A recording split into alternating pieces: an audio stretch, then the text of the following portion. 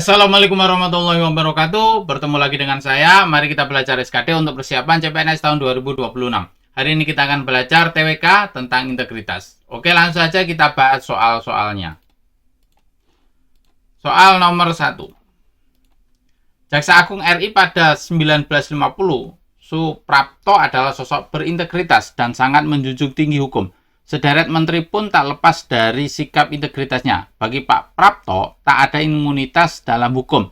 Tak terkecuali keluarganya dan para pejabat negara. Sikap integritas Suprapto dapat diteladani generasi muda, yaitu ini masalah hukum. Nah, jadi kalau masalah hukum itu ya harus adil. Kalau masalah hukum integritasnya itu harus adil. Tidak pandang bulu,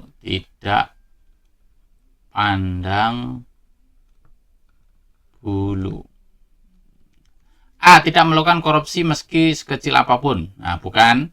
B. Tidak melakukan pelanggaran terhadap hukum yang berlaku.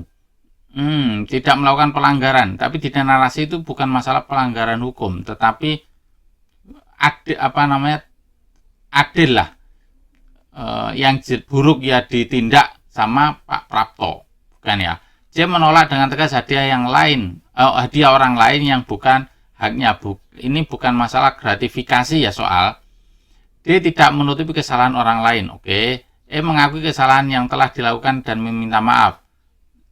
Pak Suprapto itu bukan masalah membuat kesalahan ya.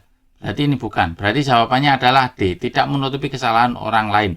Jadi masalah hukum itu adalah adil. Adil itu tidak pandang bulu. Kalau yang salah yang dibilang salah, kalau benar dibilang benar. Berarti kalau salah dia katakan salah, berarti tidak menutupi kesalahan orang lain. Lanjut nomor 2. Salah satu tokoh nasional yang membantu petani yang tertindas dengan mendorong rakyat untuk melakukan perlawanan terhadap pemerintah kolonial Belanda, kemudian dikenal dengan peristiwa Bandung Kemuning, adalah Otto Iskandar-Dinata. Ia tidak gentar meskipun diancam dan diasingkan di Bogendikul oleh Belanda. Berdasarkan ilustrasi di atas, sikap Otto Iskandar-Dinata yang seharusnya diteladani karena ia tidak gentar meskipun diancam dan diasingkan. Berarti berani, tidak gentar. A. Mendorong rakyat agar terus berjuang. Oke. B. Tidak gentar walaupun diancam akan diasingkan. Nah, ini tidak gentar walaupun diancam diasingkan. C. Mendorong rakyat melawan Belanda. Bukan masalah. Ini dengan mendorong rakyat untuk melakukan perlawanan. Bukan ini sebenarnya. D. Mendorong Belanda menindas petani. Nah, ini malah negatif ini. E. Memihak Belanda karena menguntungkan. Nah, ini negatif. Antara A, B, C. Kalau C itu mendorong rakyat melawan Belanda, bukan. Memang ada kata-kata mendorong rakyat, tapi bukan. Mendorong rakyat agar terus berjuang juga bukan berarti. Ini hampir sama dengan C. Nah, B. Tidak gentar.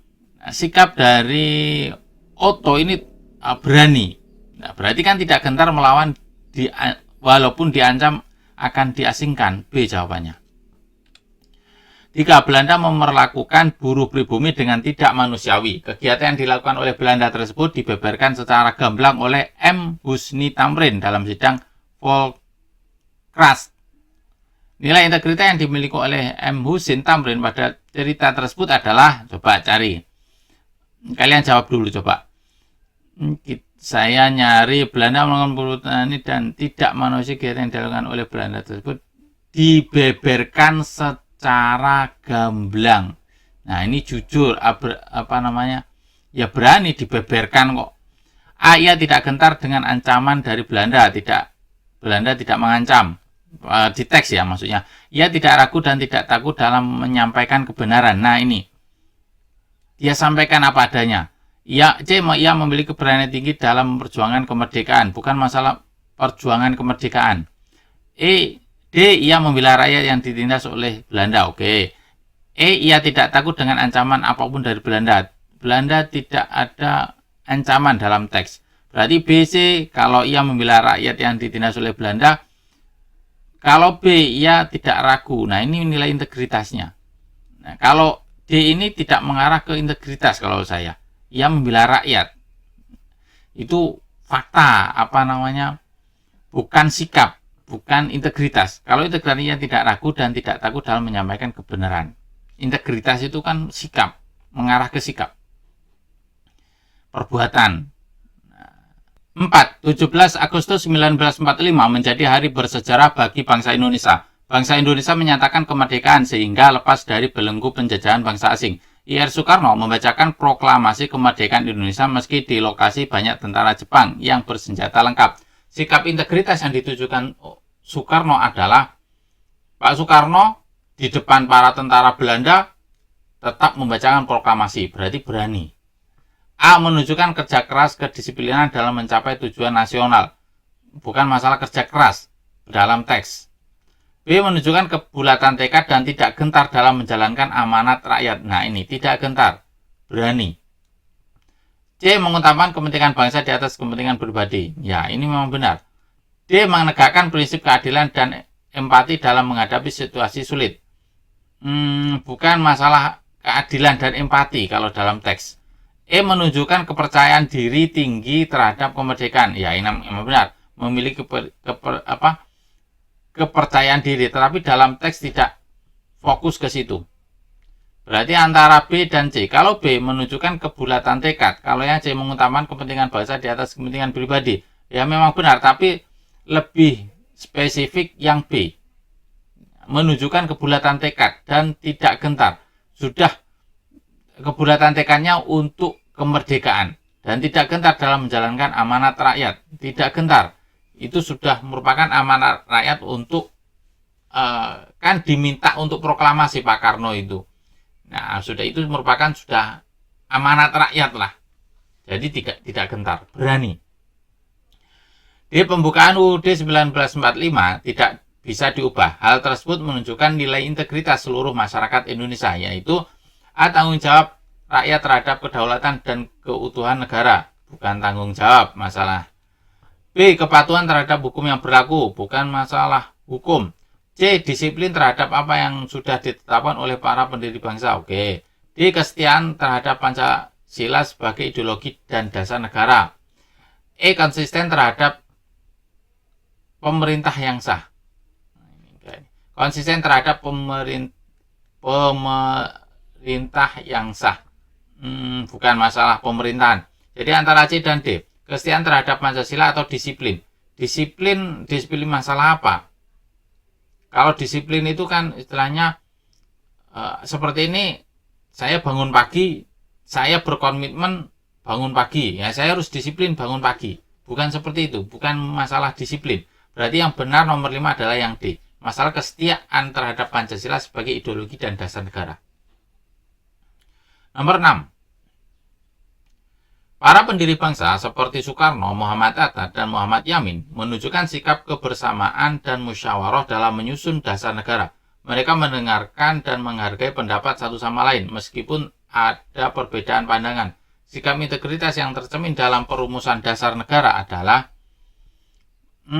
di sini ada Pak Soekarno, Muhammad Hatta, Muhammad Yamin menunjukkan sifat kebersamaan dan musyawarah. Nah, berarti persatuan. Sikap integratisnya adalah persatuan, berarti kebersamaan. A. Kecintaan kepada tanah air dan bangsa negara. Ya, bukan.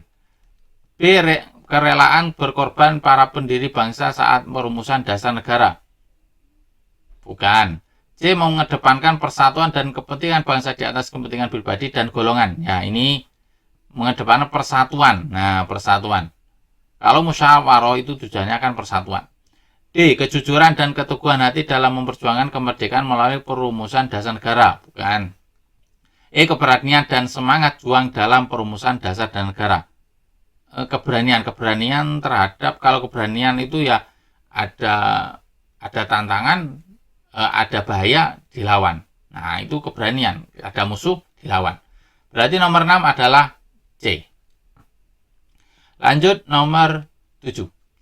Pasal 34 ayat 1 UUD 1945 berbunyi fakir miskin dan anak anak-anak terlantar dipelihara oleh negara. Pasal ini mengandung nilai integritas, yaitu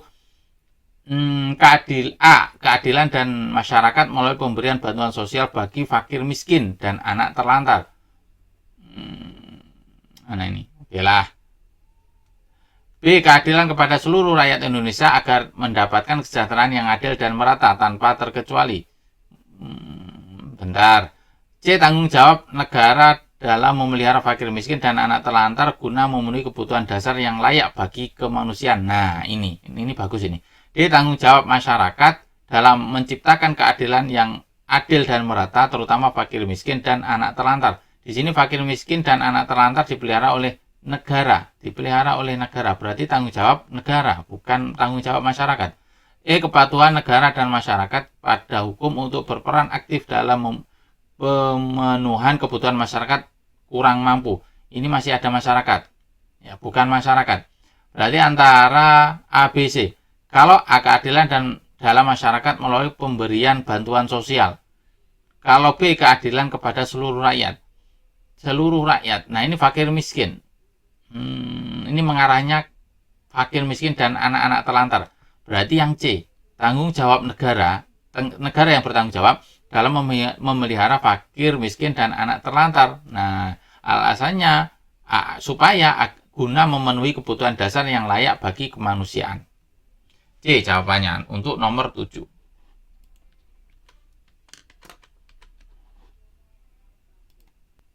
7 soal sudah kita bahas, semoga bermanfaat untuk kita semua dan semoga di tahun 2025 ini kita lolos PNS dan menjadi ASN.